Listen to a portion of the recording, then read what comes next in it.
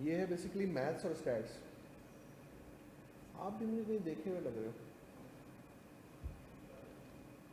अच्छा, हाँ वही मैं शक्लें जानी पहचानी लग रही है। ठीक हो गया, ओके। बेटा इसमें जो है ना आपने पढ़ना है बिजनेस मैथ्स और business stats, quantitative analysis for business.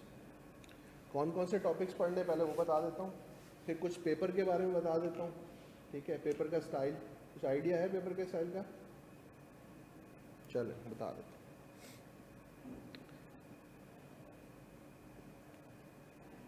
Business maths में जो कुछ हम पढ़ने वाले हैं बेटा, टोटल 6 टॉपिक हैं। एक है आपका बेटा इक्वेशंस,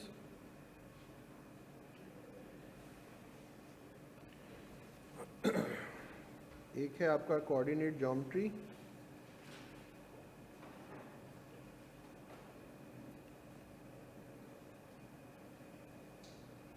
मैं टॉपिक्स के नाम लिख रहा हूँ, चैप्टर्स के नाम नहीं लिख रहा। मैथमेटिकल प्रोग्रेशन,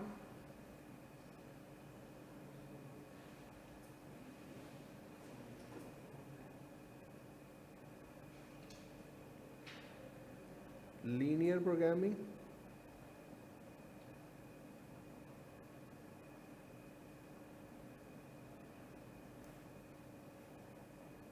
और उसके बाद 2 टॉपिक हैं मैथमेटिक्स ऑफ फाइनेंस के। मैथमेटिक्स ऑफ फाइनेंस में 2 चैप्टर्स हैं पूरे हमारे पास। ठीक है, ये जो टॉपिक्स हैं ये हम पढ़ने वाले हैं कहाँ? मैथमेटिक्स में।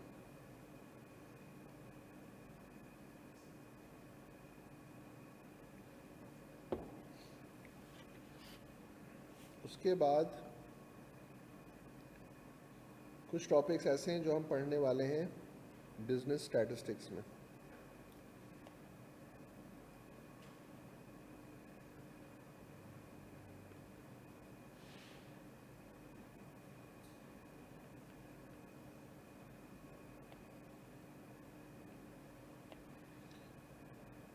नंबर 1 है बेटा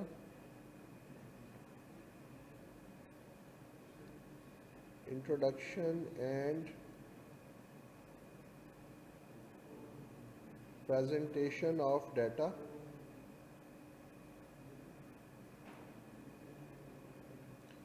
नंबर 2 है डिस्क्रिप्टिव स्टैटिस्टिक्स।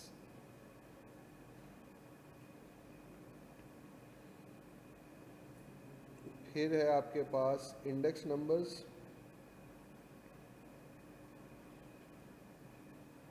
इंडेक्स नंबर्स के बाद है बेटा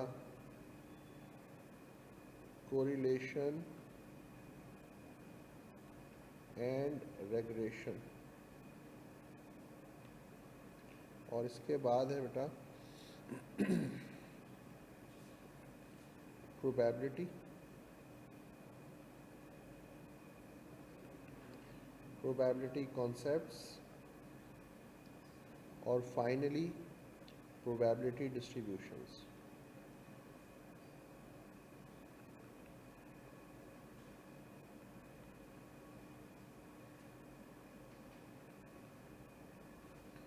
इससे पहले जो स्कीम थी, अब न्यू स्कीम में आ गए हैं आप लोग। पुरानी जो स्कीम थी उसमें 4 चैप्टर और होते थे स्टैटिस्टिक्स के पार्ट में, सैम्पलिंग, एस्टिमेशन, हाइपोथेसिस टेस्टिंग और काई स्क्वायर, जो आपके पोर्शन में से निकल गए। आपके लिए काम थोड़ा आसान हो गया।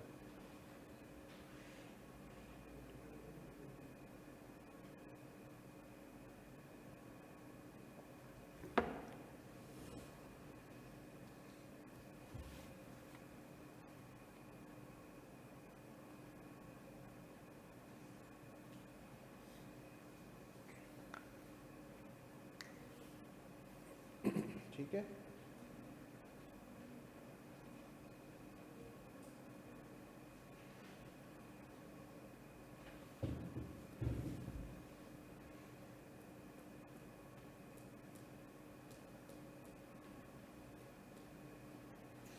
अच्छा बेटा पेपर जो है ना आपका,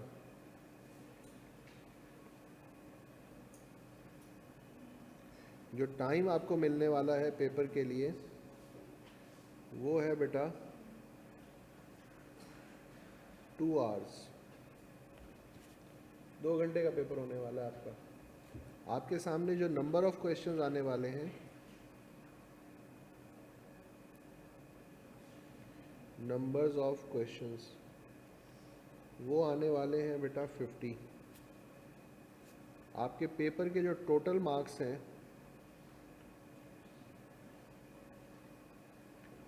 वो है बेटा 100। आपने जो पास करने के लिए मार्क्स लेने हैं बेटा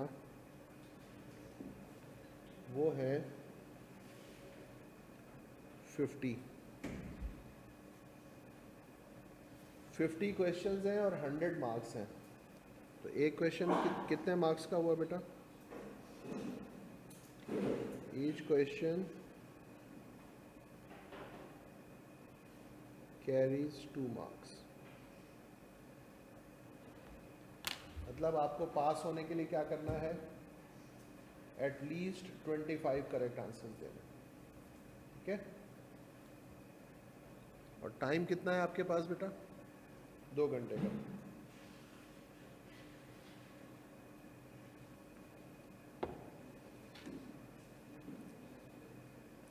एक कैलकुलेटर है जो आप लोगों ने लेना है, उसका मॉडल नंबर मैं लिख रहा हूं बेटा यहाँ पे 991 ES प्लस। अच्छा, ये ओरिजिनल अगर आप लेने जाओगे ना थोड़ा सा महंगा है, 5-6 हज़ार रुपये का है। अगर तो आप अफोर्ड करते हैं तो बहुत अच्छी बात है, कोई इशू नहीं है, ले लें। लेकिन अगर आप अफोर्ड नहीं करते तो इसके फिर सस्ते मॉडल्स भी अवेलेबल हैं जो चाइना के ब्रांड्स होते हैं और वो चलते हैं, कोई इशू नहीं है उसमें, कोई सा भी आप ले सकते हैं। सिर्फ एक चीज़ का आपको ख्याल रखना है, ये मैं आपको कैलकुलेटर की शक्ल दिखा दूँ। ये देखें बेटा, ये कैलकुलेटर है जो आपके पास होना चाहिए वहाँ से।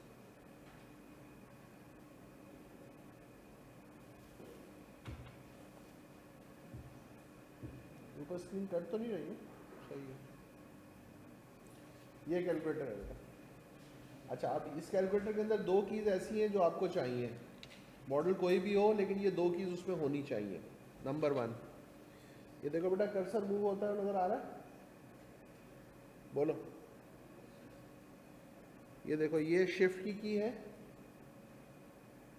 शिफ्ट की के नीचे आपको ये कैलकुलेशन और उसके नीचे ये बॉक्स बना हुआ, ये की होनी चाहिए उसके अंदर। चेक कर लो, ये बना आ रहा है ना बॉक्स, आ रहे कि नहीं आ रहे? आप लोगों से बात कर रहा हूँ। कोई भी मॉडल उठाएं उसमें ये की होनी चाहिए, नंबर 1। नंबर 2, शिफ्ट प्रेस करो और फिर ये जो ऑन के नीचे एक की है लॉग वाली, ये प्रेस करो तो ये समीशन के की के साथ ये जो की आपके सामने आ रही है ना, ये आनी चाहिए। ये कीज किसी भी मॉडल में, किसी भी कैलकुलेटर में है, वो ले लो। समझ में आ गई बात? सबसे आसान तरीका, सबसे पहले उसको कहो भाई कैसियो दिखा दो, ये 991 ES प्लस दिखा दो, वो सामने रख लो और उसके बाद उसे कहो कि आप कोई दूसरी कंपनी के कैलकुलेटर भी दिखा दो। वैसे सामने रखकर उनकी कीज़ जो है ना वो कंपेयर कर लेना, तो आपको एग्जैक्टली वही कीज़ जिस कैलकुलेटर में मिले वो ले लेना, कोई मसला नहीं।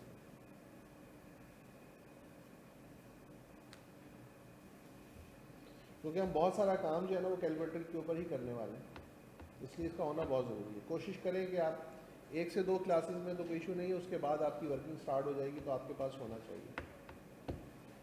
ठीक है बेटा?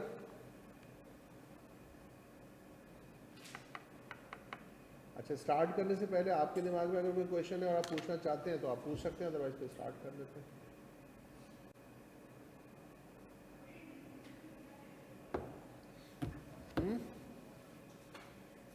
ओके, हम स्टार्ट करने जा रहे हैं बेटा यहाँ से।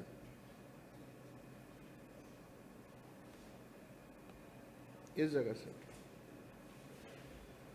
Introduction and presentation of data set.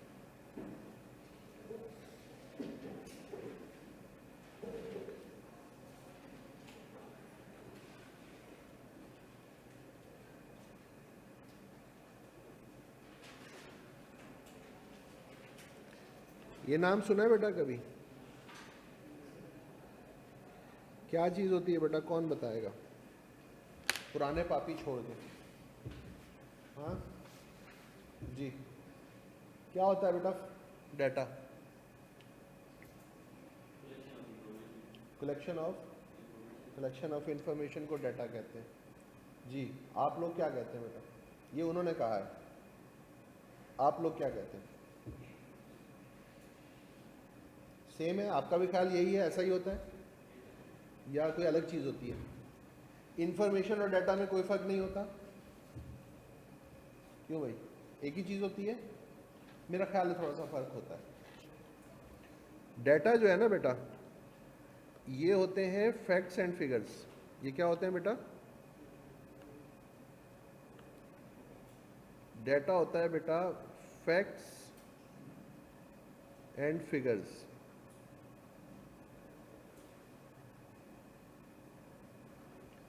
और प्रोसेस डाटा को कहते हैं इंफॉर्मेशन। इंफॉर्मेशन में हम डिराइव करते हैं किससे? डाटा से। डाटा हमें मिलता है बेटा दो टाइप्स में। क्वालिटेटिव डाटा होता है या फिर क्वांटिटेटिव होता है।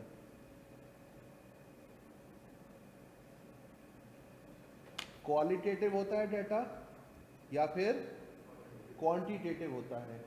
क्वालिटेटिव डाटा बेटा वो डाटा होता है जिसको हम नंबर्स की फॉर्म में नहीं बता सकते। क्वालिटेटिव डाटा वो डाटा होता है जिसको हम नंबर्स की फॉर्म में नहीं बता सकते। मिसाल के तौर पे मैं पूछूं बेटा आपका नाम क्या है, तो क्या अब आपका आंसर कोई नंबर होगा? मैं आपसे पूछूं बेटा आपकी तबीयत कैसी है, तो अब आपका आंसर क्या होगा? ठीक है अल्हम्दुलिल्लाह। नंबर तो नहीं होगा ना। मैं कहता हूँ यार आपके बाल बहुत अच्छे हैं मेरी तरह, क्या लगाते हैं बालों पे आप? बहुत सिल्की हैं आपके बाल। तो बाल कितने नंबर के सिल्की हैं बता सकते हैं? तो क्वालिटेटिव डाटा कौन सा डाटा होता है बेटा? जिसको आप नंबर्स की फॉर्म में नहीं बता सकते। इसके कंपैरिजन में हमारे पास एक डाटा होता है जिसको हम नंबर्स की फॉर्म में बता सकते हैं। मिसाल के तौर पर हमारी क्लास में कितने स्टूडेंट बैठे हैं, तो अब इसका आंसर क्या होगा? एक नंबर। मिसाल के तौर पर मैं आपसे पूछूं बेटा आपकी हाइट कितनी है, तो अब आपका आंसर क्या होगा? एक नंबर। मैं पूछूं यहाँ से आपके घर तक का डिस्टेंस क्या है, तो अब आपका आंसर क्या होगा? एक नंबर। तो डाटा हमें दो टाइप से मिलता है, या क्वालिटेटिव फॉर्म में मिलता है या फिर क्वांटिटेटिव फॉर्म में मिलता है। जिस डाटा को हम क्वांटिटेटिव, जिसका आंसर हम नंबर की फॉर्म में कर सकें, उसको हम कहते हैं ये क्वांटिटेटिव डाटा है। और जिसका आंसर हम नंबर की फॉर्म में नहीं दे सकते, उसको हम क्या कहते हैं? मिसाल के तौर पर आप किसी रेस्टोरेंट में जाके पूछते हैं, खाना खाते हैं, खाना खा के निकलने लगते हैं, तो वो आपसे आके क्या पूछता है? सर ज़रा फीडबैक दे दें। तो फीडबैक भी तो एक डाटा ही होता है ना। तो ये आपको खाना कैसा लगा? एक्सेलेंट है, गुड है, एवरेज है, मज़ा नहीं आया। यहाँ का एम्बियंस आपको कैसा लगा? ये बहुत ज़बरदस्त था, बड़ा मज़ा आया, बड़ा ज़बरदस्त माहौल था, या बस बेकार सी जगह थी। समझ में आ रही बेटा बात? अच्छा, क्वांटिटेटिव डाटा को हम फर्दर डिवाइड करते हैं दो पार्ट्स में।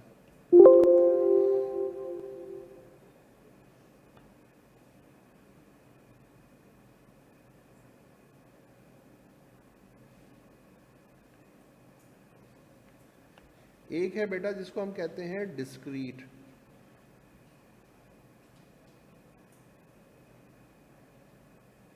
और एक है जिसको हम कहते हैं कंटिन्यूअस। यानी क्वांटिटेटिव डाटा या डिस्क्रीट होता है या फिर कंटिन्यूअस होता है। डिस्क्रीट डाटा कौन सा होता है? जो हमें काउंटिंग से मिलता है। डिस्क्रीट डाटा कौन सा होता है बेटा?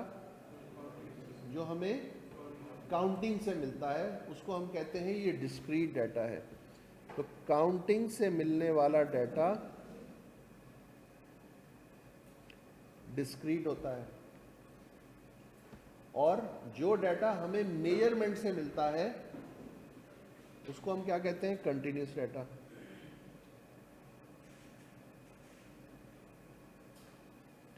तो मेजरमेंट से मिलने वाला डाटा कौन सा होता है? Continuous data. अच्छा, अब अगर मैं आपसे पूछूं बेटा हमारी क्लास में कितने स्टूडेंट्स बैठे हुए हैं, तो आप मुझे बताओ कि काउंट करके आंसर करोगे या मेयर करके आंसर करोगे? तो इसका मतलब ये हुआ बेटा कि जो नंबर ऑफ स्टूडेंट्स हैं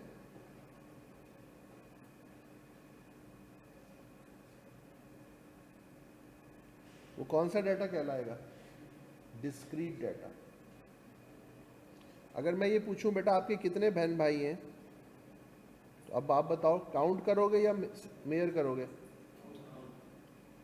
तो नंबर ऑफ सिबलिंग्स कौन सा डाटा है? Discrete data.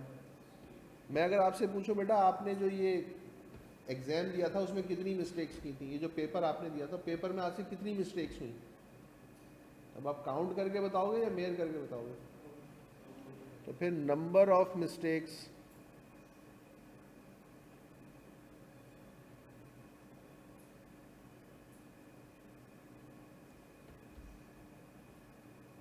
अच्छा, अगर मैं आपसे पूछूं बेटा आपकी हाइट कितनी है,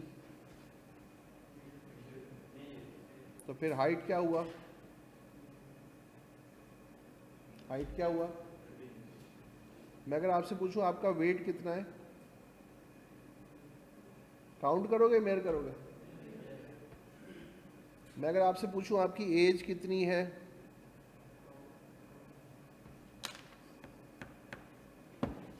जी काउंट कर लोगे? हाँ भाई, क्या करेंगे सर? काउंट करेंगे। आप सर? काउंट करेंगे। आप सर? क्यों मेयर करेंगे?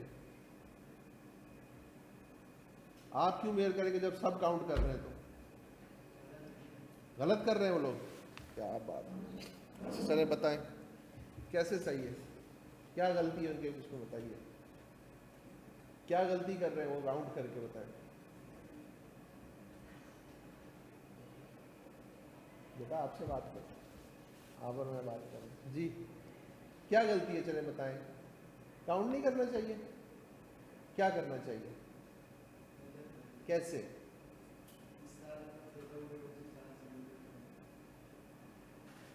क्यों सर, ये क्या कह रहा है बच्चे? आप तो कहते ना काउंट करते हैं, तो फिर ये मेयर करने को कह रहा है। क्या करेंगे बताएं, आपकी बात मानूं या इसकी मानूं? या जिसका आपका दिल चाहे मान लें? नहीं, फिर भी आपका क्या ख्याल है? नहीं नहीं, आप आपके ख्याल में क्या चीज़ ठीक है? काउंट होगा। क्यों सर काउंट होगा? क्यों सर? इसका क्या मतलब होता है? काउंट होगा मेयर होगा? हाँ, मैं अभी भाई की तरफ देख रहा हूँ, मैं महंगा तो नहीं हूँ ना, बिल्कुल आपकी तरफ देख रहा हूँ, ऐसे देखें। हाँ जी सर, काउंट होगा जी सर। मेयर होगा कैसे?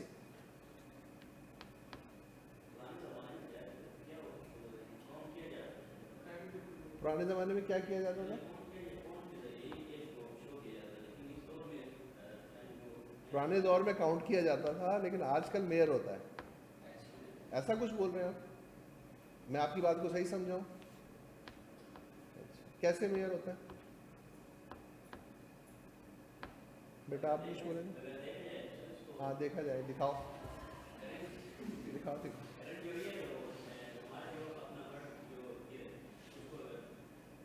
आप हज़ारा हैं?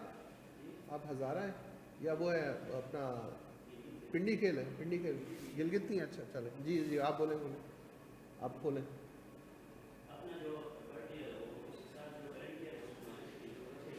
माइनस प्लस माइनस करते हैं तो कैसे करेंगे? वो तो डिस्क्रीट नंबर्स में करते हैं ना, काउंट करने वाले नंबर में प्लस माइनस होता है ना।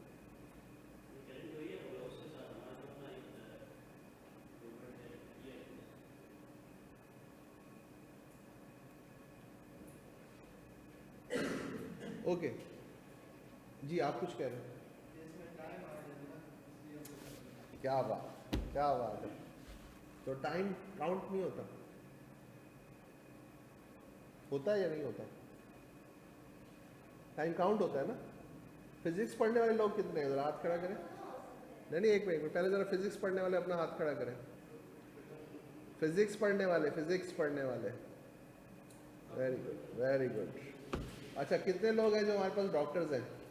डॉक्टर्स मेडिकल वाले कोई हैं? 1 2 3 4। और इंजीनियर्स 1 2 3 4। तो आप भी हैं। आपने क्या पढ़ा बेटा? आपको तो माफ़ी है। आपने सर? आपको भी माफ़ी है, लेकिन हालांकि आपका आंसर काफ़ी हद तक, बहुत हद तक सही था जी। आप इंजीनियर हैं, मतलब मेडिकल में। आपका सर? Computer science. आपका?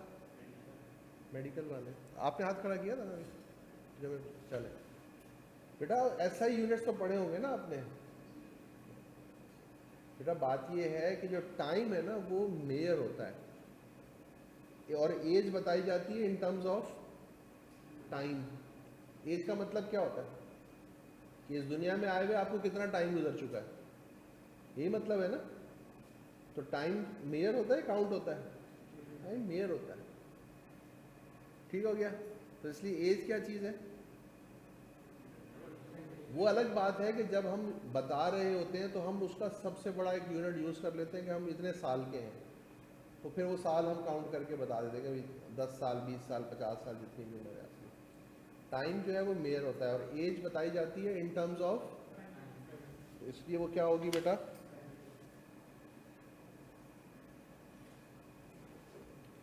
उसके बाद जो मार्क्स लेते हैं आप एग्जाम में, अब ये बताओ ये काउंट होते हैं कि मेजर होते हैं? क्यों बेटा काउंट होते हैं? ये जो एग्जाम में आप मार्क्स लेते हैं ये काउंट होते हैं कि मेजर होते हैं? काउंट होते हैं सर। खुद है जो भी आपको क्या लगता है, काउंट करते हैं ना? काउंट नहीं करते मार्क्स को, फिर क्या करते हैं? मेजर करते हैं। सर आप काउंट करते हैं?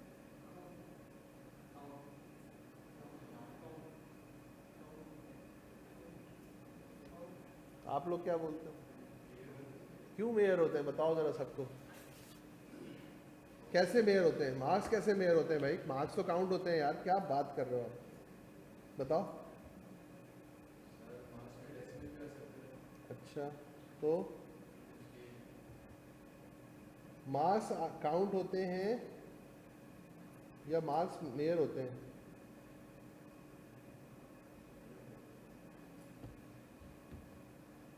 मार्क्स बेटा बताए जाते हैं या मेजर किए जाते हैं आपकी परफॉर्मेंस के अगेंस्ट। मार्क्स भी मेजर होते हैं किसके अगेंस्ट? आपकी परफॉर्मेंस के अगेंस्ट। और आसान चीज़ याद रखिएगा, डिस्क्रीट वेरिएबल जो है ना वो कभी भी डेसिमल्स में आंसर नहीं लेता। आसान सी पहचान है डिस्क्रीट वेरिएबल। आप लोगों से बात कर रहा हूँ बेटा, डिस्क्रीट वेरिएबल डेसिमल्स में उसका आंसर आ ही नहीं सकता। क्या मैं ये कह सकता हूँ कि मेरी क्लास में 20.25 स्टूडेंट्स बैठे हैं, या 20 होंगे या फिर 21 होंगे, इसके दरमियान कोई फिगर पॉसिबल? तो क्या मार्क्स डेसिमल्स में आते हैं? आते तो हैं, हम उसको राउंड ऑफ करके लिख लेते हैं, ऐसा ही है कि नहीं? तो बेटा मार्क्स भी क्या है? इसी तरह प्रॉफिट, ये क्या है? प्रॉफिट भी मेजर होता है। तो बेटा आसान चीज क्या थी? जो काउंटिंग से मिले वो डिस्क्रीट, और जो मेजरमेंट से मिले वो कंटिन्यूस। चलें आप जरा इसका फर्क समझने की कोशिश करते हैं। ये देखें बेटा, difference between discrete and continuous variable. Basis for comparison क्या है बेटा? मीनिंग कहता है discrete variable refers to the variable that assumes a finite number of isolated values. Discrete variable में क्या कैसे नंबर्स मिलेंगे? आइसोलेटेड मिलेंगे। दूसरा फाइनाइट नंबर्स मिलेंगे, आपको काउंटेबल चीज़ें मिलेंगी। जबकि कंटिन्यूस वेरिएबल में क्या है? refers to a variable which assumes infinite number of different values. Continuous variable को क्योंकि हम मेयर करते हैं, जैसे मिसाल के तौर पर पूछूं आपकी हाइट कितनी है, तो नॉर्मली जब हम किसी को अपनी हाइट बता रहे होते हैं तो हम क्या कहते हैं, हम कहते हैं हम इतने फीट और इतने इंचेस के हैं, बस यही बोलते हैं। लेकिन क्या इससे आगे कोई वैल्यूज पॉसिबल नहीं है? फीट है, इंचेस हैं, इंचेस के बाद भी कोई चीज़ पॉसिबल होती है? हाँ, सेंटीमीटर, सेंटीमीटर से आगे, उससे आगे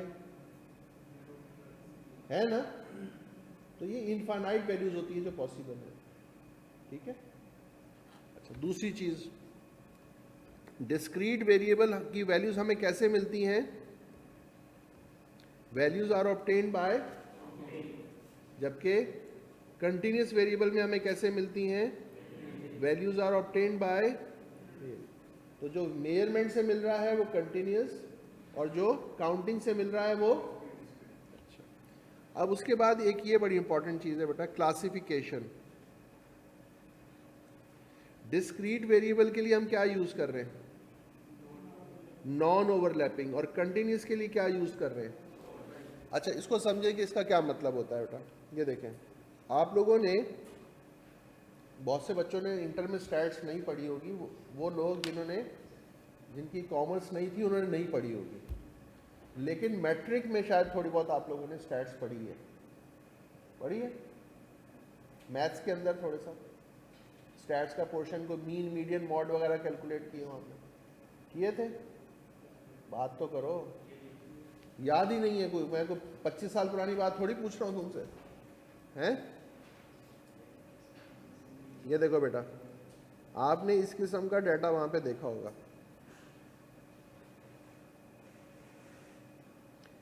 यहाँ पर देखिएगा 10 to 19, 20 to 29, 30 to 39, 40 to 49, 50 to 59, और इसकी फ्रीक्वेंसी है बेटा लेट से 4, 5, 9, 7, 2।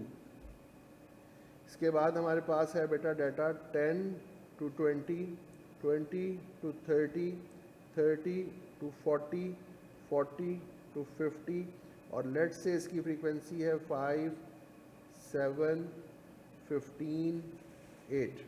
क्या इन दोनों में आपको कोई फ़र्क नज़र आ रहा है बेटा? क्या फ़र्क है? एक क्लास इंटरवल है, एक क्लास बाउंड्री है। क्लास इंटरवल को हम कैसे पहचानते हैं? आपने ये कैसे पहचाना?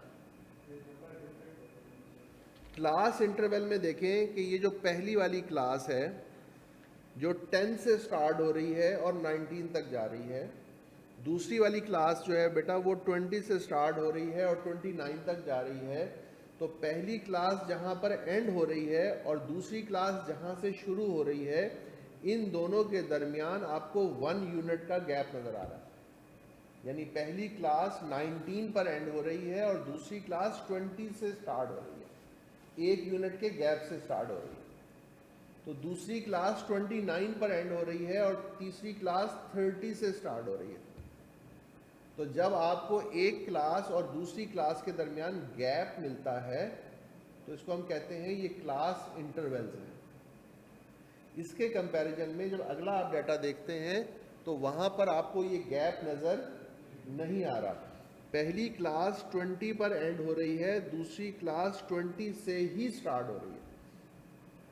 यहाँ पर चीज़ें ओवरलैप कर रही हैं। ये क्या कर रही हैं? और यहाँ पर चीज़ें ओवरलैप नहीं कर रही। तो बेटा यहाँ से ये पता चला कि अगर आपका वेरिएबल डिस्क्रीट होगा, काउंटिंग से मिलने वाला होगा, उसके लिए अगर आपको फ्रीक्वेंसी डिस्ट्रीब्यूशन बनानी होगी तो आप कौन सा मेथड यूज़ करेंगे? नॉन ओवरलैपिंग वाला। उसके लिए कौन सी फ्रीक्वेंसी डिस्ट्रीब्यूशन यूज़ करेंगे? नॉन ओवरलैपिंग वाली। और अगर आपका वेरिएबल कंटिन्यूस होगा, मेजरमेंट से मिलने वाला होगा, तो उसके लिए कौन सी क्लासिफिकेशन यूज़ करेंगे? ओवरलैपिंग वाली यूज़ करेंगे। तो बेसिकली मैं आपको ये बताना चाहता हूँ कि जो चीज़ें हम पढ़ रहे हैं ना, इसका मतलब क्या और ये क्यों पढ़ी जा रही हैं, और ये जो हम इसको अलग अलग चीज़ों को लिखने की कोशिश कर रहे हैं तो ऐसा हम क्यों कर रहे हैं। देखो बेटा, जब आपने डाटा को समझना हो तो सबसे पहले ऐसी तरह करेंगे, डाटा होता क्या है, क्या इसकी कोई टाइप्स हैं, ये कितनी फॉर्म्स में मिलता है, क्वालिटेटिव फॉर्म में मिलता है, ये क्वांटिटेटिव फॉर्म में मिलता है। अच्छा, क्वांटिटेटिव फॉर्म में मिलता है तो आगे क्या इसको हमने फर्दर किसी कैटेगरी में डिवाइड कर सकते हैं। यस, हम इसको अपना डिस्क्रीट और कंटिन्यूस में डिवाइड कर सकते हैं। अच्छा, अगर डिस्क्रीट कोई चीज़ होती है तो वो होती क्या चीज़ है, वो मिलती कैसे है। अगर कंटिन्यूस है तो वो क्या होती है, वो कैसे मिलती है। तो हम क्या कर रहे हैं, बेसिकली डाटा को अलग अलग समझने की कोशिश कर रहे हैं। जब हम डाटा को समझ जाएंगे तो उसकी बेस पर हम फिर कोई फैसला करना भी आसान होगा हमारे लिए। समझ में आ रही बात बेटा? तो नॉन ओवरलैपिंग और ओवरलैपिंग समझ में आया। नॉन ओवरलैपिंग हम किस टाइप ऑफ वेरिएबल के लिए यूज करते हैं, डिस्क्रीट वेरिएबल के लिए, जो हमें काउंटिंग से मिल रहा होता है उसके लिए। और ये जो ओवरलैपिंग वाली क्लासिफिकेशन है, ये किसके लिए यूज करते हैं, जो हमें मेजरमेंट से मिल रहा होता है उसके लिए हम ये इस टाइप की क्लासिफिकेशन यूज करते हैं। नेक्स्ट देखें बेटा, डिस्क्रीट वेरिएबल अज्यूम्स डिस्टिंक्ट और separate values, while continuous variable assumes any value between the, ये कोई भी वैल्यू ले सकता है। और उसके बाद बेटा लास्ट पॉइंट रिप्रेजेंटेशन का। रिप्रेजेंटेशन किस तरह से, आइसोलेटेड पॉइंट्स और कनेक्टेड पॉइंट्स, इसका भी फर्क समझें। आप लोगों के सामने मैं दो तरह के ग्राफ बना के दिखा रहा हूँ, हो सकता है आपने ये ग्राफ पहले देखे हों। आप मुझे इनका ज़रा फ़र्क भी बताइएगा कि आपको इनमें क्या फ़र्क नज़र आ रहा है।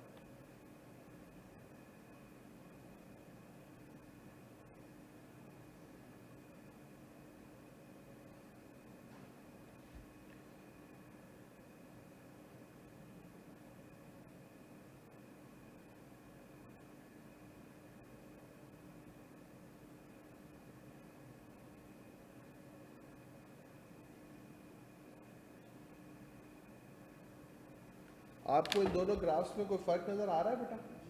क्या फ़र्क नज़र आ रहा है? नहीं, फ़र्क क्या है दोनों? गैप है। यहाँ पर जब हम बार बना रहे हैं पहले वाले केस में, तो यहाँ पर एक बार और दूसरे बार के दरमियान हमें गैप मिल रहा है।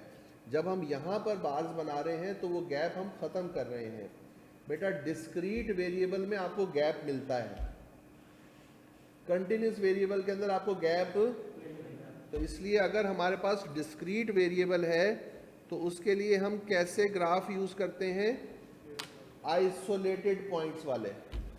डिस्क्रीट वेरिएबल के लिए हम कौन से ग्राफ यूज़ करते हैं, आइसोलेटेड पॉइंट्स।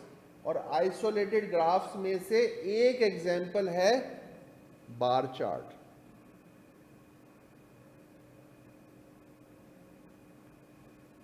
बात समझ में आई? यानी ये मैंने उसकी एक एग्जाम्पल के तौर पे ये चीज़ लिख दी है। अच्छा, फिर अगर आपका वेरिएबल कौन सा हो बेटा, कंटिन्यूअस,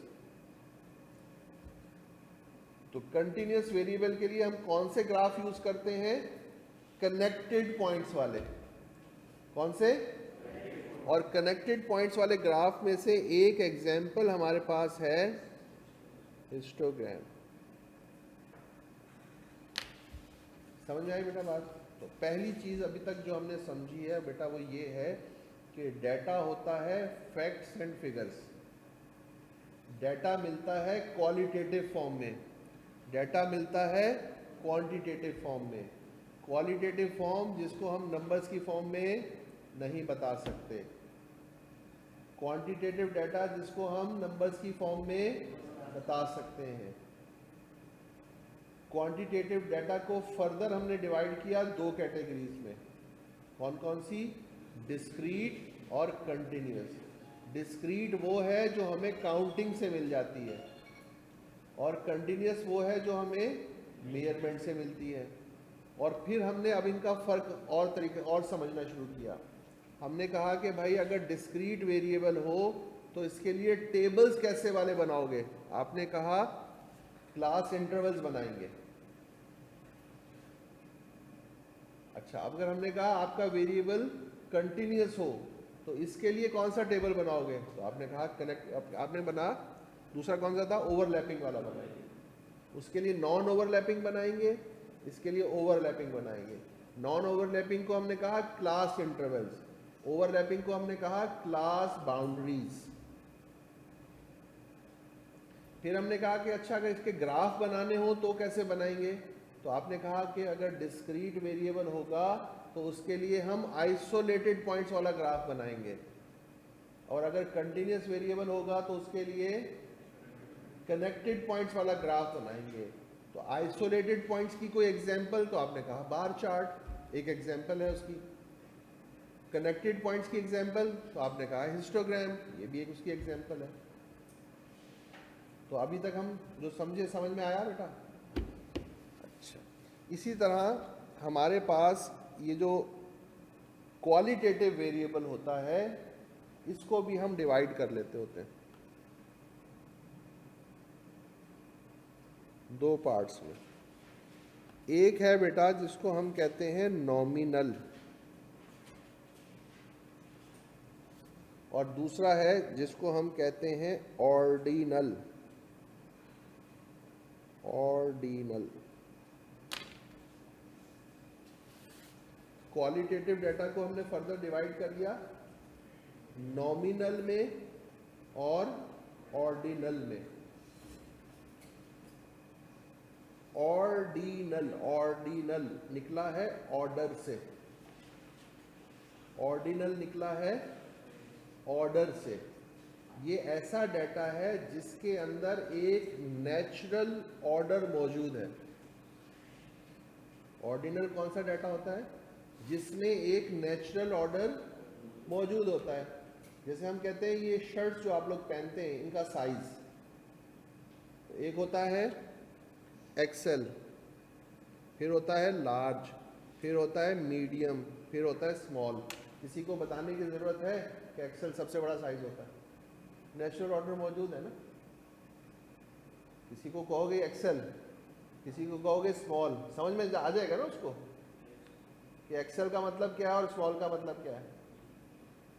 अच्छा, एक होता है बेटा 5 स्टार होटल, फिर एक होता है 4 स्टार होटल। ये होते हैं ना होटल्स, 5 स्टार है, ये 4 स्टार है, ये 3 स्टार है। क्या किसी को बताने की ज़रूरत है कि 5 स्टार होटल का मतलब सबसे अच्छा होटल? एक नेचुरल ऑर्डर मौजूद है उसके अंदर। समझ में आ रही बात बेटा? Nominal data, nominal data, nominal निकला है नेम से, naming data. Nominal data, naming data, ऐसा डाटा जिसमें कोई नेचुरल ऑर्डर मौजूद। मिसाल के तौर पर आपसे कोई ये पूछे कि भाई ये मैरिटल स्टेटस क्या होता है, तो आप इसका आंसर क्या दोगे? क्या दोगे इसका आंसर? या आप क्या होंगे, या फिर आप क्या होंगे?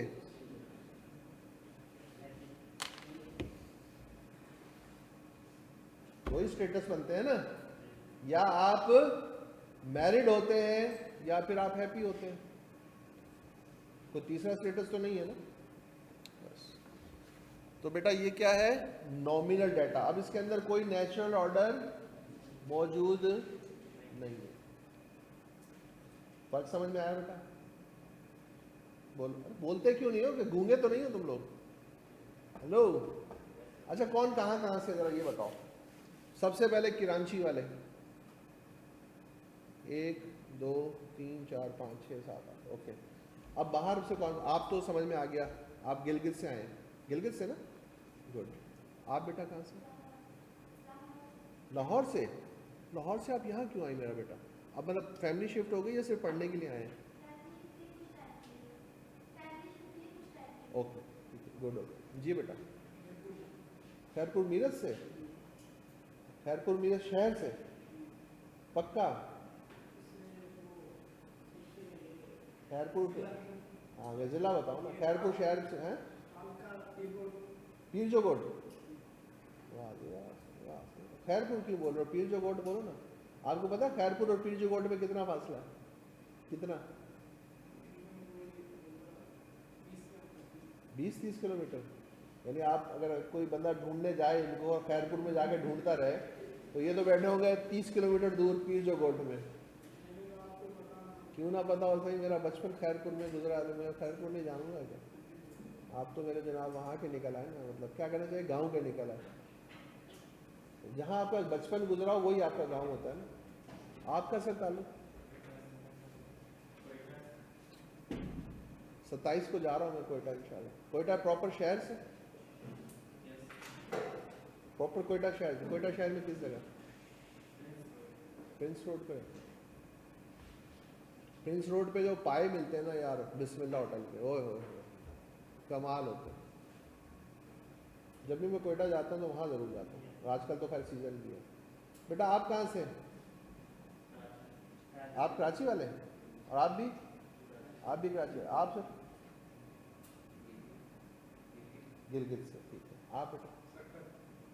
खैरपुर से थोड़ा ही आगे है। आप बेटा? आप कराची के? आप भी कराची के। और कौन था बाहर से? आप थे बाहर से? आप सब कराची वाले? चलो खैर।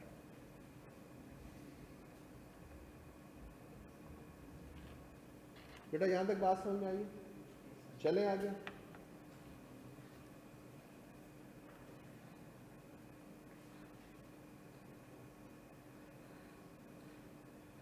ये बेटा कुछ एग्जांपल्स भी दी हुई है।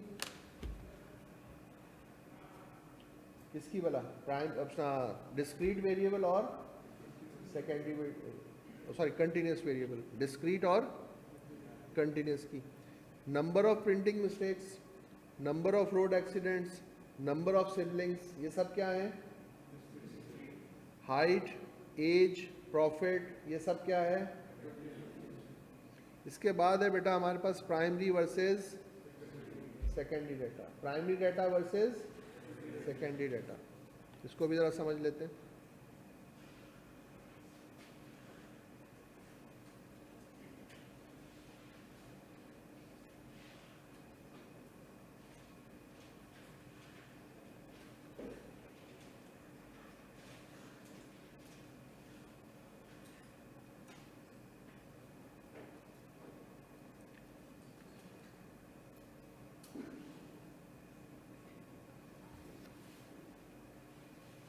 कराची से, चलो अच्छी बात आए।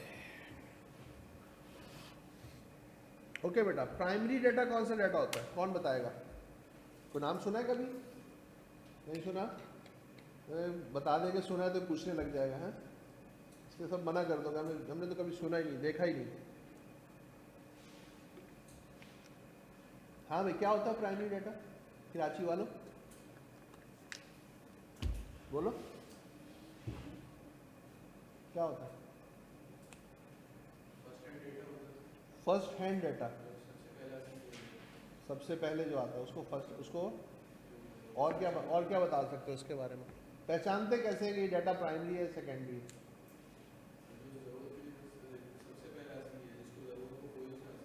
अच्छा, प्राइमरी डाटा होता है बेटा data collected for the problem in hand. Primary data कौन सा डाटा होता है बेटा? जो प्रॉब्लम इन हैंड के लिए कलेक्ट हो, उसको हम कहते हैं प्राइमरी डाटा। और सेकेंडरी डाटा कौन सा होता है बेटा? डाटा कलेक्टेड बाय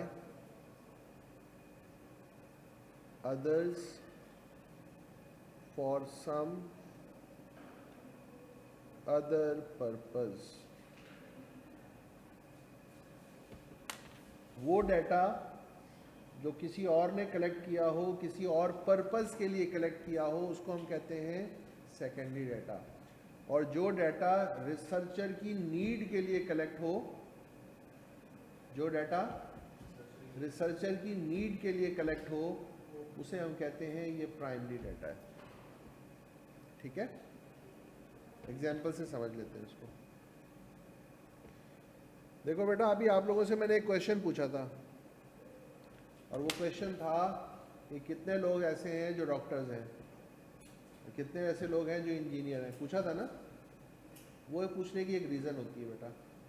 देखिए, अगर आप किसी मेडिकल कॉलेज में एडमिशन ले लें, तो क्या वहाँ पर किसी टीचर को ये पूछने की ज़रूरत पड़ेगी कि मेरे सामने जो स्टूडेंट बैठे हुए हैं, इनका एजुकेशनल बैकग्राउंड क्या है? क्यों?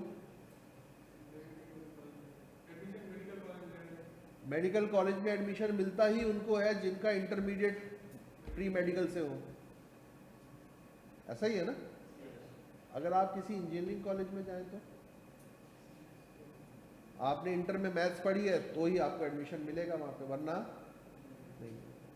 तो जब टीचर आके यहाँ पे खड़ा होगा तो बात जब करेगा, अगर वो मेडिकल कॉलेज का टीचर है तो उसको पता है सारे मेडिकल बैकग्राउंड से आए हैं।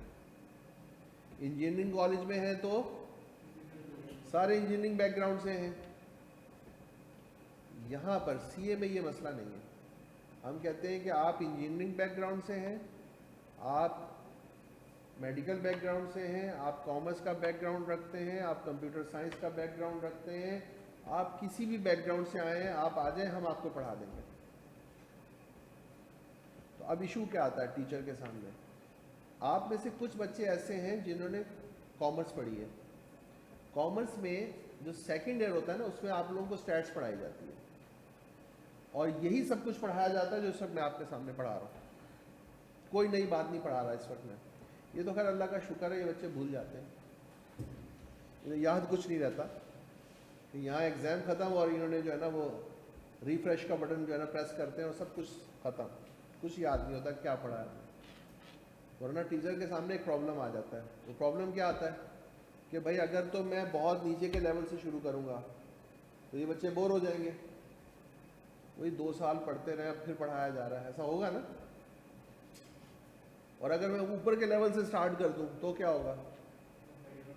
आप लोग परेशान हो जाएंगे कि भाई ये क्या बातें कर रहा है, ये तो कोई पल्ले ही नहीं पड़ रही बात हमारे। तो अब मेरे सामने एज ए टीचर क्या इशू आया कि शुरू कहाँ से करूं? अब इसके लिए मुझे क्या चाहिए? डाटा। मुझे क्या देखना है, मेरी क्लास में कौन से बैकग्राउंड के स्टूडेंट बैठे हुए हैं। ये डाटा मैं 2 तरह से ले सकता हूँ। पहला तरीका, मैंने आप लोगों से पूछ लिया, हाँ भाई डॉक्टर्स, हाँ भाई इंजीनियर्स, हाँ भाई कंप्यूटर साइंस, हाँ भाई कॉमर्स वाले, पूरी क्लास की पिक्चर मेरे सामने आ गई। ये डाटा मैंने क्यों कलेक्ट किया? ताकि मैं डिसीजन ले सकूं कि मुझे कहाँ से शुरू करना है। तो ये डाटा किसके लिए कलेक्ट हुआ? इसके लिए कलेक्ट हुआ, मेरे लिए। तो मेरे लिए क्या बना? ये प्राइमरी डाटा। क्यों? क्योंकि ये मेरी नीड के लिए कलेक्ट हुआ। समझ में आ रही बात? यही डाटा मुझे एक और तरीके से भी मिल सकता है, और वो क्या है? नॉर्मली मैं थोड़ी देर के लिए मान लेता हूँ आपने एडमिशन ले लिया, तो जब आप एडमिशन लेते हैं किसी जगह पे, तो आप एक एडमिशन फॉर्म फिल करते हैं। उस एडमिशन फॉर्म में आप अपनी सारी डिटेल्स लिख देते हैं। आपका नाम क्या है, आपका फादर नेम क्या है, आपकी कॉन्टैक्ट डिटेल्स क्या हैं, आपका जो है एजुकेशनल बैकग्राउंड क्या है। अगर आपका रिजल्ट आ चुका है तो मार्क्स भी आप बता देते हैं, परसेंटेज भी बता देते हैं, कौन से स्कूल से पढ़ा, कौन से कॉलेज से पढ़ा, कौन से बोर्ड से पढ़ा, ये भी बता देते हैं, सब कुछ लिख देते हैं वहाँ पे। ऐसा है कि नहीं? तो मैं एक काम ये कर सकता हूँ ना कि क्लास में आने से पहले मैं थोड़ी देर के लिए एडमिन ऑफिस चला जाऊँ और जाके उनसे कहूँ कि ज़रा इनके फॉर्म मुझे दिखा दो बच्चों के। वो फॉर्म लूँ, मैं ऐसे एक नज़र डालूँगा, अच्छा ये mister A commerce, mister B medical, mister C, पूरी क्लास की पिक्चर मेरे सामने आ जाएगी।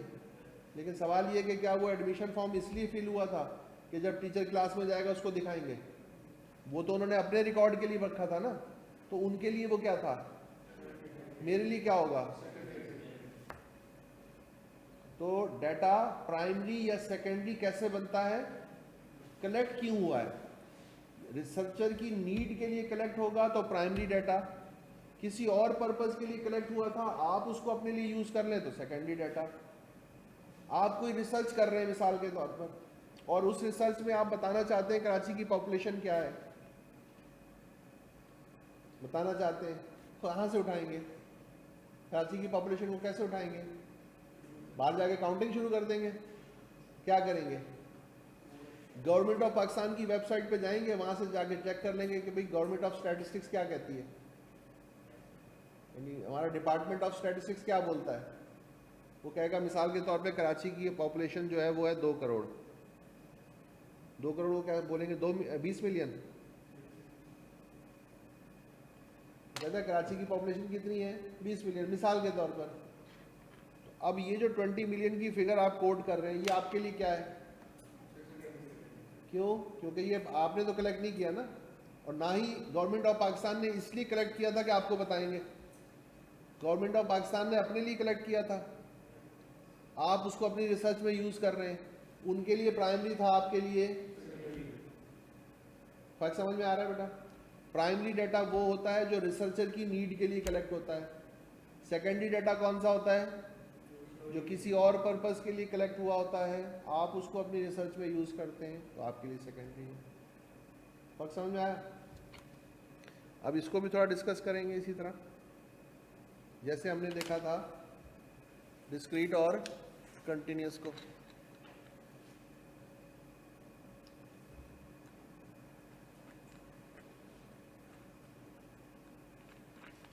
तुम लोगों को किसने कहा था सीए करो?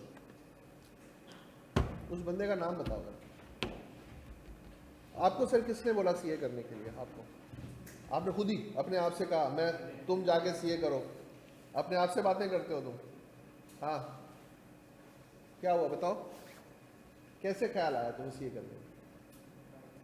मतलब कैसे पता चला तुम्हें कि सीए भी कोई चीज़ होती है, उसको भी करना चाहिए, उससे क्या मिलता है, क्या फ़ायदा होगा सीए करके? कुछ तो बोलो बेटा। खुद ही डिसाइड किया? इसे कहते हैं अपने पाँव पे खुद कुल्हाड़ी मारना। ये सुना है ना आपने? मतलब किसी ने को तो, अच्छा आपने क्यों डिसाइड किया सर? कज़न यही काम करते हैं बेटा, फंसा देते हैं बंदे को। वो खुद क्या करता है? उसने कहा मेरे साथ जो हुआ इसके साथ भी होना चाहिए। आप सर? आपको भी कज़न ने बोला, उसने भी सीए कर लिया। आप दोनों का कज़न एक तो नहीं है, अलग अलग है। ठीक है। आप बेटा? बचपन से शौक था, बड़ा होकर चार्टर्ड अकाउंटेंट बनूंगा। बचपन में तो किसी को पता ही नहीं होता चार्टर्ड अकाउंटेंट होते क्या है, इवन अभी तक लोगों को नहीं पता होगा। आप सही? दोस्तों ने कहा कि जाओ इधर जाओ, तुमने हमें बड़ा सताया है, हैं? जिसने दोस्तों को सताया उसको यही मशवरा मिला, जाओ सीए कर लो। तो कोई और है दोस्त आपका यहाँ पे, वो भी यही काम कर रहे हैं, सीनियर है आपसे? वो खुद एसीसीए कर रहा है, आपको सीए पे लगा दिया, क्यों?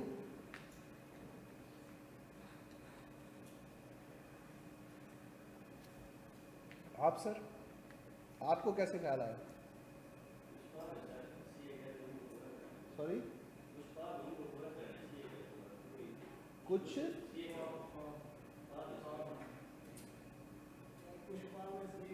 कुछ ख्वाब हैं, अच्छा, जो सीए करने के बाद पूरे होने हैं। अल्लाह ताला पूरा करेगा इंशाल्लाह। सीए के बारे में आपको ख्वाब आते थे? नहीं, आज मैं समझने की कोशिश कर रहा हूँ, क्या था? आपके कुछ ख्वाब हैं जिनको आप पूरा करना चाहते हैं, और वो सीए के थ्रू पूरा करना चाहते हैं, ऐसा ही है? चलिए, अल्लाह ताला आपके ख्वाब ज़रूर पूरे करे बेटा।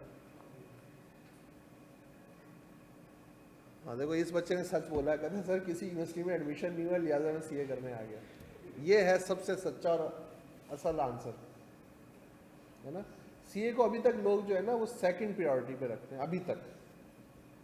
जब कुछ नहीं होता ना कि चलो अच्छा आप सीए कर लेते हैं, लेकिन खैर कोई बुरी बात नहीं, देर आए दुरुस्त आए। जब भी आपकी ज़िंदगी में ये फैसला आपसे हो गया तो आपने कर दिया। आप सर प्रिंस रोड, आपने कैसे फैसला किया? पहले शौक कम था, अब कज़न ने क्या बोला आपको? वो खुद क्या करता है? वो जॉब करता है वहीं क्वेटा में, सऊदीया में। सीए किया हुआ उसने या वैसे ही? 2 लेवल्स किए, फिर उससे सीए नहीं हुआ, फिर वो एसीसीए में शिफ्ट हो गया, लेकिन बहरहाल उसने एक एक्सपीरियंस ले लिया, उसने कहा कि बहुत ज़बरदस्त चीज़ है। ठीक, चलें जी, अल्लाह ताला आपकी मंजिलें आसान करे। आप लोगों ने ना बेटा अब आ गए हो ना यहाँ पर, तो एक चीज़ तो खैर मैं ये बता दूँ कि फील्ड तो बहुत अच्छी है, इसमें कोई शक नहीं, और अच्छी चीज़ें मिलती ज़रा मुश्किल से हैं, ये भी अपनी जगह एक फैक्ट है। नामुमकिन नहीं है, ये भी फैक्ट है। आसानियाँ भी अब बहुत ज़्यादा हो गई हैं। अगर आज से आप 10 साल पहले 15 साल पहले से कंपेयर करें तो चीज़ें ज़रा मुश्किल थी। मुश्किल इस सेंस में थी कि इंस्टीट्यूट कम थे, सपोर्ट कम थी, टीचर्स कम थे, लेकिन अब वो सिचुएशन नहीं रही। 15 साल पहले आपको अगर कोई चीज़ समझनी होती थी तो अगर टीचर आपके सामने नहीं है तो बड़ा मुश्किल होता था। आज घर से बैठ के भी पढ़ लेते हैं ना, व्हाट्सएप के ऊपर भी क्वेश्चन पूछ लेते हैं, वो एक बाजी है चैट जीपीटी, वो भी आपको आंसर दे देती है कि नहीं? तो बहुत सारी चीज़ें हो गई हैं। अच्छा, अब करना क्या है आपको अपनी लाइफ में? पढ़ने का स्टाइल थोड़ा सा बता दूं। सिर्फ एक काम कीजिएगा, कंसिस्टेंट रहना है आपको। कुछ बच्चे होते हैं वो जब कोई काम शुरू करने लगते हैं तो बहुत ज़्यादा जो है ना उनमें एनर्जी भरी होती है, बस आज बैठेंगे सुबह चार्टर्ड अकाउंटेंट, ऐसा सोच लेते हैं। ऐसा कुछ मत करना। सिर्फ एक काम करना बेटा, थोड़ा थोड़ा पढ़ना, रोज़ पढ़ना। जो बच्चा इस स्ट्रेटजी पे चलेगा ना उसका सफ़र सीए के अंदर बहुत लंबा है। बस बुक्स पढ़ने की आदत डालो, जो कि हमारे अंदर नहीं है। नॉर्मली हम लोग बुक्स नहीं पढ़ते, बुक्स पढ़ने की आदत डालें। एक काम ये करें, थोड़ा सा टाइम मैनेजमेंट के ऊपर काम करें, क्योंकि यहाँ पर सिचुएशन ये होती है, इंसान है, अपने लिए भी टाइम चाहिए, फैमिली है तो उसके लिए भी टाइम चाहिए, तो दोस्त अहबाब हैं, ठीक है, फिर पढ़ना भी है, और 10 चीज़ें होती हैं। तो जो बच्चा अच्छी टाइम मैनेजमेंट पे काम करता है, जो इन चीज़ों को प्रॉपर मैनेज कर लेता है। कुछ बच्चे होते हैं, सर जी ये मसला हो गया, अब क्लास नहीं ले सका, क्या जी बस ये मसला था। अच्छा, वो मसला था तो क्लास में था तो वो मसला नहीं हल कर सका, यानी टाइम नहीं मैनेज हो रहा उससे। तो जो बच्चा टाइम नहीं मैनेज कर पाता ना, वो आगे नहीं चल पाता। तो दूसरी चीज़, थोड़ा थोड़ा पढ़ना है, रोज़ पढ़ना है। छुट्टी कोई नहीं है, सीए में कोई छुट्टी नहीं होती, ये बात याद रखना। ना कोई संडे है तुम्हारी लाइफ में आज के बाद, पता है इस बात का? बेटा ये 2-4 दिन में तुम्हारा हनीमून पीरियड ख़त्म हो जाएगा। अभी जो हो ना तुम दामाद बने हुए हो, आते हो टेढ़े मेढ़े होके, सब सीधे हो जाओगे। क्या चलेगा? बस सिर्फ पढ़ाई चलेगी, उसके बाद सब कुछ ख़त्म। समझ रहे हो मेरी बात? ये मजाक नहीं कर रहा हूँ। 4 दिन के बाद तुम्हें मेरी सारी बातें समझ में आने लग जाएंगी। क्या करना है? पहला काम टाइम मैनेजमेंट। क्या करना है? दूसरा काम कंसिस्टेंसी। तीसरा काम जज्बाती नहीं होना, थोड़ा थोड़ा पढ़ना है, लेकिन पढ़ना रोज है। बस सीए आसान है। फिर तुम भी कहीं बैठे होगे सऊदी अरब, है ना, या किसी मिडिल ईस्ट कंट्री में। चलें जी, primary data. Primary data refers to the first hand data gathered by the researcher himself. Secondary data means collected by someone else earlier. अच्छा, दूसरा, इसको हम क्या कहते हैं बेटा? प्राइमरी डेटा को क्या कहते हैं? Real time data. जबकि ये कौन सा डेटा है? रियल टाइम डेटा का मतलब जब उसकी ज़रूरत हो तब जनरेट कर लिया जाता है, इसलिए हम कहते हैं ये रियल टाइम डेटा है। जबकि सेकेंडरी डेटा कौन सा डेटा होता है? मुझे जब ज़रूरत पड़ी तो मैंने आपसे डाटा कलेक्ट कर लिया ना। जो आपने फॉर्म फिल किए हैं वो तो पहले के रखे हुए होते हैं। आप सब एक साथ तो आए नहीं थे, कोई एक दिन आया होगा, कोई दूसरे दिन आया होगा, किसी ने 15 दिन पहले रब्ता किया होगा, किसी ने हो सकता है कल रब्ता किया हो, किसी ने महीना पहले रब्ता किया होगा। सब ने अलग अलग डेट्स पर अपना यहाँ पे अप्लाई किया था, तो उनको वो डाटा कलेक्ट करने में टाइम भी लगा था और पास्ट डाटा है, मुझे ये डाटा आज के आज में हाथ के हाथ मिल गया है, तो मेरे लिए रियल टाइम डाटा है। प्रोसेस की बात करें तो वेरी इन्वॉल्व है, ये क्विक एंड ईजी है। वेरी इन्वॉल्व का मतलब ये होता है बेटा कि जब आप प्राइमरी डाटा कलेक्ट करने जा रहे होते हैं तो उसके लिए आपको बहुत से रिसोर्सेज की ज़रूरत पड़ती है, टाइम लगता है, पैसा लगता है, ह्यूमन रिसोर्स लगता है, टेक्निकल रिसोर्स लगते हैं। प्राइमरी डाटा इतनी आसानी से कलेक्ट नहीं होता। जैसे अगर हम बात करें पाकिस्तान की पॉपुलेशन की, कितनी है पॉपुलेशन पाकिस्तान की, एक रफ आइडिया कितने, चले 22 करोड़ है। अब ये 22 करोड़ की फिगर आपने कितनी आसानी से यूं बता दी, इसलिए कि ये सेकेंडरी डाटा बन चुका है। अब तो आप एक क्लिक के ऊपर ही उठा लेंगे, लेकिन ये 22 करोड़ की काउंटिंग करने में गवर्नमेंट ऑफ पाकिस्तान का करोड़ों अरबों रुपये लग गया, लोग भी लगे, ह्यूमन रिसोर्स की जरूरत पड़ी। फिर पाकिस्तान का एक बहुत बड़ा मसला है सिक्योरिटी का, तो साथ में सिक्योरिटी वाले भी चलते थे।